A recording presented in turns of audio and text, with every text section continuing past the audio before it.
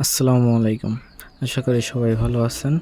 আজকে সকালবেলা শুক্রবার ঘুম থেকে উঠে চলে গেছি বাওরে মাছ মারার জন্য।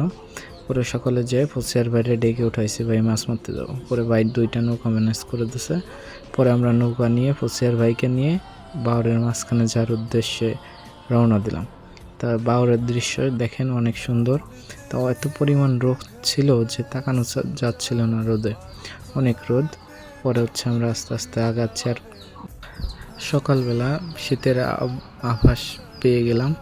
অনেক দিন সকালে ঘুম থেকে ওঠা হয় না, তো আজকে উঠে মাছ মারার উদ্দেশ্যে যাচ্ছিলাম। তো হালকা শীত পড়ছে, অনেক ঠান্ডা লাগছিল।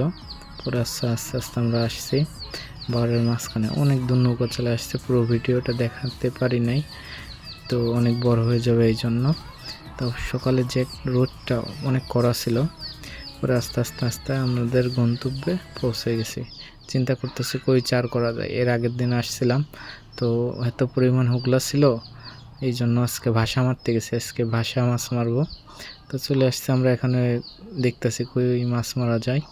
তো খুঁজতে খুঁজতে এই লোকেশনটা আমরা ফিক্সড করি যে এখানে আমরা মাছ মারব। পরে সব কিছু রেডি করতেছি, সুজন ভাইয়ের আমি রেডি করতেছি।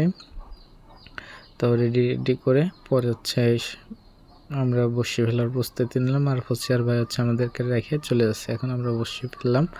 তো আজকে মাছ পাই নাই, এর আগের দিন পাইছিলাম একটা, আজকে একটা পাইছি, 2টা, যা খালি হাতে